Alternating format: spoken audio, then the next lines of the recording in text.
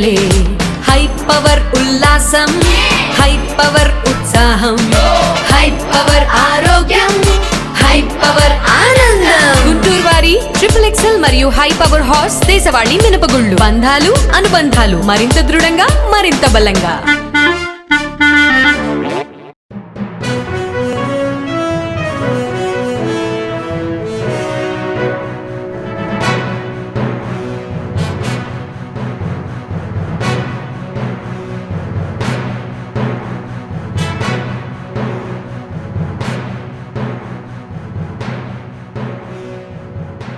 నమస్కారం, welcome to NXTG news. ఈనాటి వార్తలు.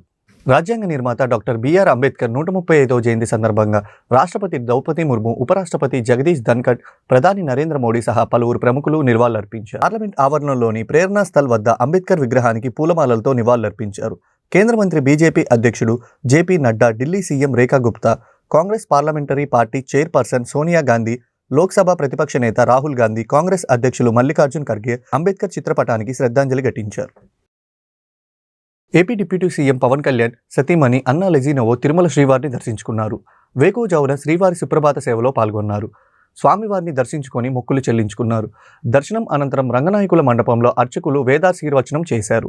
ఆలయ అధికారులు ఆమెకు శ్రీవారి తీర్థప్రసాదాలు అందజేశారు. ఆ తర్వాత అన్నా లెజినోవా అఖిలాండం వద్దకు చేరుకుని కొబ్బరికాయలు కొట్టి మొక్కులు తెరుచుకున్నారు. తిరుమలలో భారీగా విరాళాన్ని అందజేశారు. నిత్యాన్నదానానికి తిరుమల అధికారులకు 17 లక్షల రూపాయలు విరాళంగా అందజేశారు.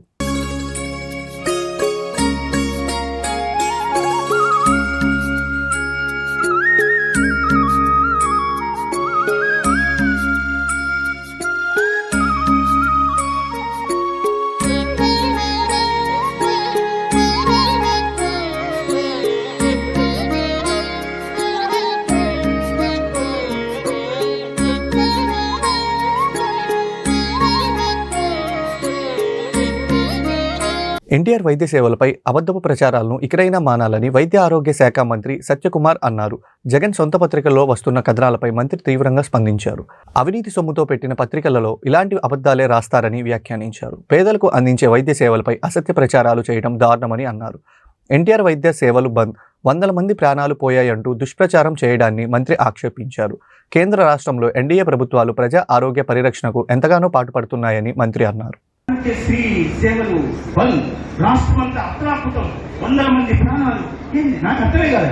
నేను వెంటనే కంగారు పడి, ఏంద్ర బాబు ఎక్కడైనా కొన్ని ఆసుపత్రులు ఏమైనా బంద్ చేసావో, సేవలు అందట్లేదేమో, పొద్దు నుంచి మానిటర్ చేస్తున్నాం కదా అని తీసి మా ఆరోగ్యశ్రీ ఎన్టీఆర్ వైద్య సేవ సీఈఓకి ఫోన్ చేసి ఇవాళ ఎన్ని అడ్మిషన్ జరిగాయి చెప్పయ్యా అన్న.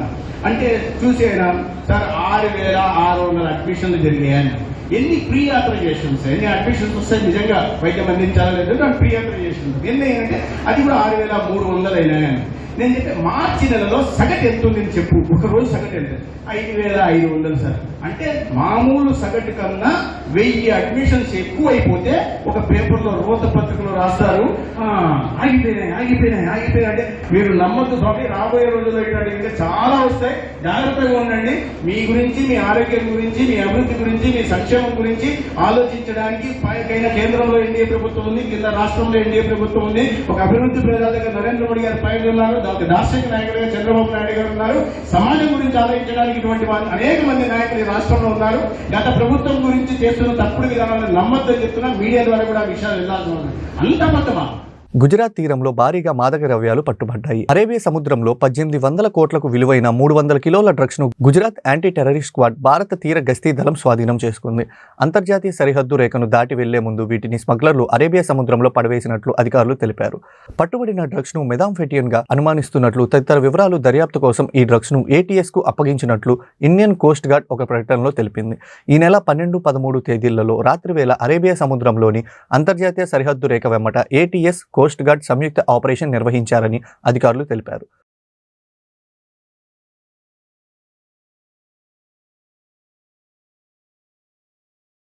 గుంటూరు పశ్చిమ నియోజకవర్గ టీడీపీ కార్యాలయంలో భారత రాజ్యాంగ నిర్మాత డాక్టర్ బిఆర్ అంబేద్కర్ గారి జయంతి సందర్భంగా ఆయన చిత్రపటానికి పార్టీ నేతలతో కలిసి పూలమాలలు వేసి ఘనంగా నివాళులర్పించిన ఎమ్మెల్యే గల్లా మాధవి గారు.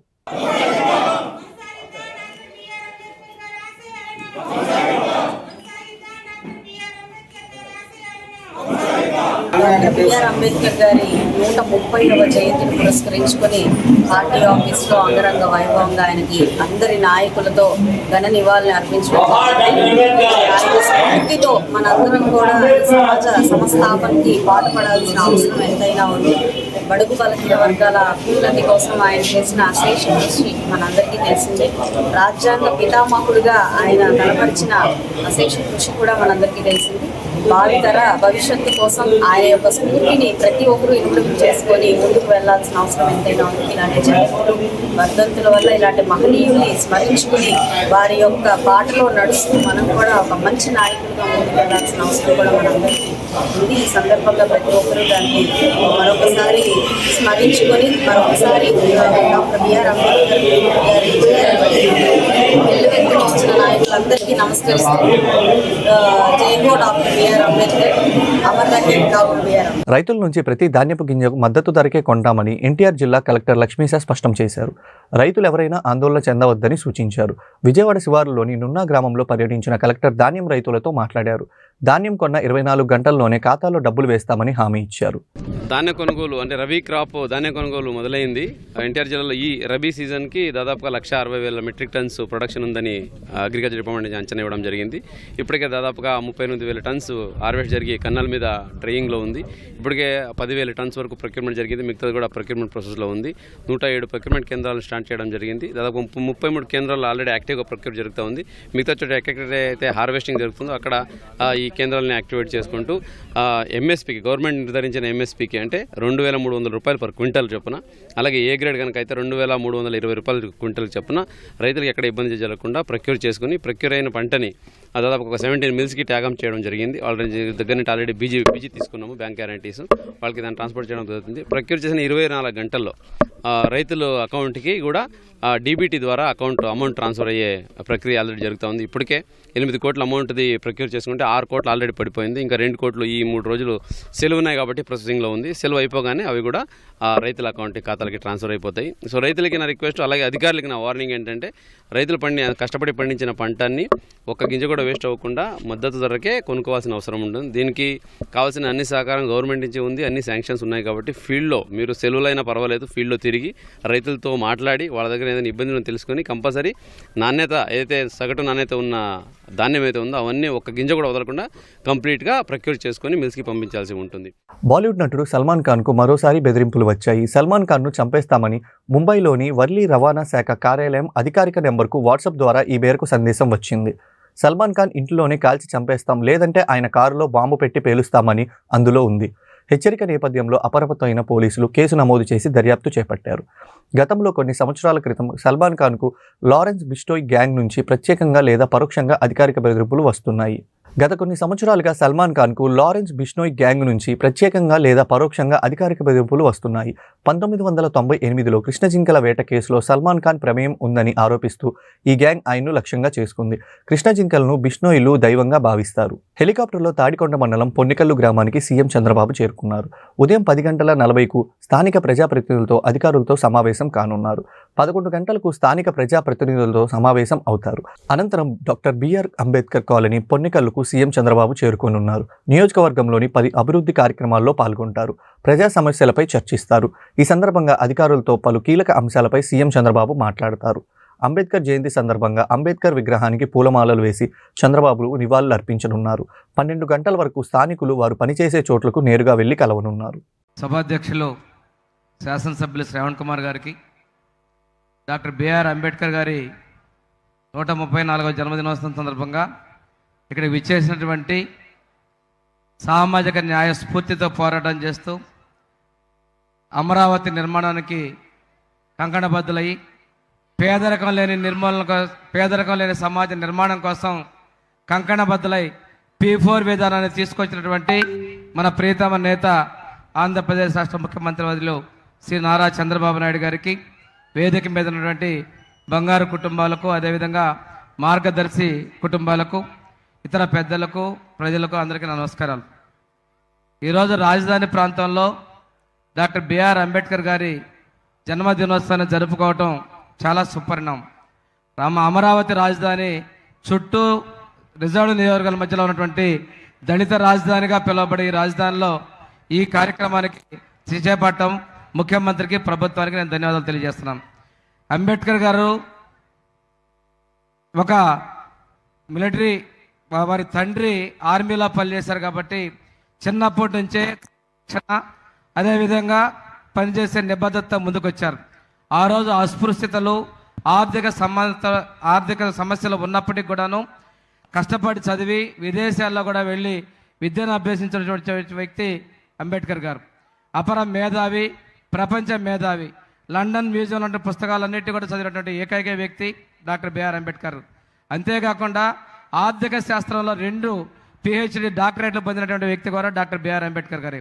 వారు రాజ్యాంగ రచనే కాకుండా సామాజిక న్యాయాని కోసం, అదేవిధంగా కుల వివక్షని తరిమికొట్టేందుకు, ఆర్థిక అంతరాలు తగ్గించేందుకోసం ఈరోజు రాజకీయాలలో ఈరోజు రిజర్వేషన్ కల్పించినటువంటి ఇవన్నీ కూడా డాక్టర్ బిఆర్ అంబేద్కర్ యొక్క చలవని కూడా తెలియజేస్తున్నాం. ఈ ఎస్సీల ఎస్టీల అభ్యున్నతే కాకుండా స్త్రీలకు సమాన హక్కులు, అదేవిధంగా రైతులు, కార్మికుల సంక్షేమం కోసం ఎన్నో నిర్ణయాలు తీసుకున్నటువంటి గొప్ప వ్యక్తి డాక్టర్ బిఆర్ అంబేద్కర్ గారు. వారు బహుభాషా కోవిదులు, అంతేకాకుండా వ్యవసాయ రంగంతో పాటు ఇవి నీటిపారుదల రంగం మీద కూడా వారు చేసినటువంటి కృషి మరువలేనిదని కూడా తెలియజేసుకుంటూ, ఈ రోజున మనం తీసుకున్నట్లయితే మన ప్రభుత్వం అంబేద్కర్ గారి ఆశయాలకు అనుగుణంగా వారి స్ఫూర్తితో మన గౌరవ ముఖ్యమంత్రి గారు ముందుకెళ్తున్న విషయాన్ని కూడా మనందరం ఒకసారి గుర్తు చేసుకోవాలి. ఈరోజు సమాజమే దేవాలయం, ప్రజలే దేవుళ్ళు అని చెప్పి అన్న ఎన్టీఆర్ గారి స్ఫూర్తితో తెలుగుదేశం పార్టీ సామాజిక న్యాయానికి ముందుకెళ్తే మన చంద్రబాబు నాయుడు గారు డాక్టర్ బిఆర్ అంబేద్కర్ విదేశీ విద్యకి పేరు పెట్టి తీసుకొస్తే గత ప్రభుత్వం ఆ పేరు తీసేసి ఆ రోజు ఆ ముఖ్యమంత్రి పేరు పెట్టుకుంటే మన ప్రభుత్వం రాగానే తిరిగి డాక్టర్ బిఆర్ అంబేద్కర్ ఓవర్సీస్ విద్యానిధి పథకానికి పేరు మార్చడం జరిగింది. ఈ వార్తలు ఇంతటితో సమాప్తం. తిరిగి మరో బులెటిన్లో మళ్ళీ కలుద్దాం. నమస్కారం.